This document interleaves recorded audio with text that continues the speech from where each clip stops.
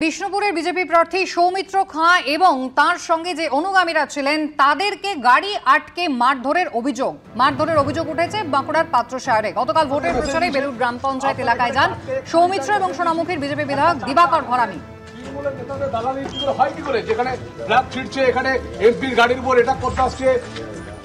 ভোটে মাত্রা সাহস হয় কি করে? আপনাদের কি বালির টাকায় চলবে? যদি বালির যদি কালকে বন্ধ না হয় তাহলে এখান থেকে আপনার বলছি পরিষ্কার হবে। এইভাবে চলতে পারে না। ইললিগাল যত স্যান্ডমাইনের জন্য আমরা এখানে ভোট হবে। তাপসবাড়ি 2 লক্ষ মানুষকে ভোট দিতে জানি। গোপীনাথ তাপসবাড়ি আর আমরা শাহজাহান অনেক কিছু পঞ্চায়েত ভোট, এটা লোকসভা ভোট। মানুষ ভোট দেখ, সাতটা ভোট দেখ, সবাই ফ্ল্যাগ লাগান, তৃণমূল লাগান, সিপিএম লাগান, বিজেপি লাগান।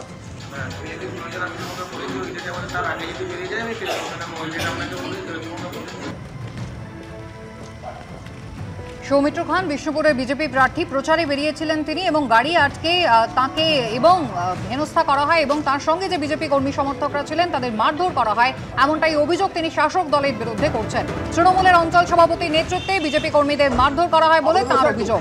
রীতিমতো সেখানে দাঁড়িয়ে তিনি পুলিশকে হুঁশিয়ারি দিয়েছেন। পূর্ণেন্দু সিংহ আমাদের প্রতিনিধি রয়েছেন আমাদের সঙ্গে টেলিফোন লাইনে। পূর্ণেন্দু, তৃণমূল কংগ্রেসের পক্ষ থেকে এখনো কোনো প্রতিক্রিয়া কি পাওয়া গিয়েছে?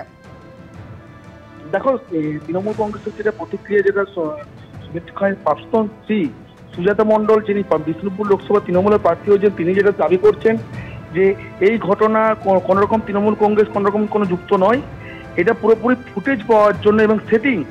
সৌমিত্র খাঁ নিজে তার কর্মীদেরকে এরকম মারধর, যদি কোনো ঘটনা ঘটে থাকে সেটা সৌমিত্র খাঁ সেটিং এর জন্য, প্রচার পাওয়ার জন্য এরকম ঘটনা ঘটছে।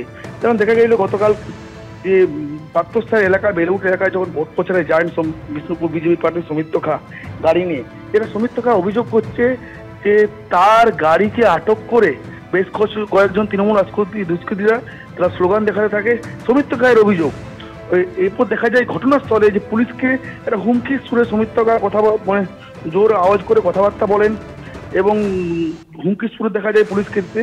এবং পরবর্তীকালে সৌমিত্র খাঁ যেটা অভিযোগ করছে যে বিজেপি কর্মীদেরকে মারধর করা হয়েছে, সৌমিত্র খাঁয়ের অভিযোগ, এবং পাত্রসায়র থানাতে এসে লিখিত অভিযোগ করে এবং সেই অভিযোগের ভিত্তিতে তৃণমূল কংগ্রেসের সুজাতা মণ্ডল পুরোপুরি অভিযোগ অস্বীকার করছে। ধন্যবাদ।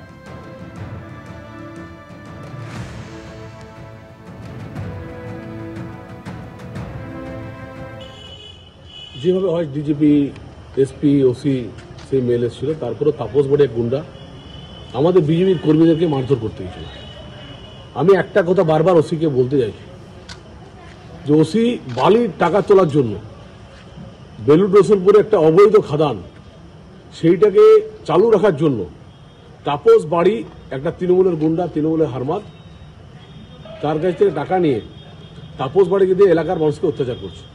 আমি ফার্দার বলছি, এটা পঞ্চায়েত ভোট নয়, পাত্রসায়র ব্লকের পঞ্চায়েত ভোট হয়নি। সেটা আমরা মোটামুটি এসপিকে আমি 4টে লেটার দিয়েছি, তারপরেও তাপসবাড়ি অ্যারেস্ট হচ্ছে না এবং তাপসবাড়ি এভাবে করছে। এরপরে পতাকাগুলোকে আপনার আগুন লাগিয়ে দেওয়া হচ্ছিল। খুব পরিষ্কার বলছি, যদি এইভাবে ঘটনা ঘটতে থাকে তা এলাকার মানুষ, 2 লক্ষ মানুষ কিন্তু ঘেরাও করে দেবে। একজন মহিলার শরীরে হাত দিয়েছে, যা অত্যন্ত লজ্জার। যে শাহজাহানরা সন্দেশখালী ঘটিয়েছে, আজকে এই জায়গায় তো পাত্রসায়রেও তাপসবাড়ি একজন মহিলার গায়ে হাত দিয়েছে। হাত দিয়ে নয়, তাকে পাশবিক অত্যাচার করেছে। চিফ ইলেকশন কমিশন আমরা মেল করেছি। এখনো পুলিশকে সঙ্গে নিয়ে মহিলাদের উপর অত্যাচার করা এই তাপসবাড়ি এক নেশা হয়ে গেছে।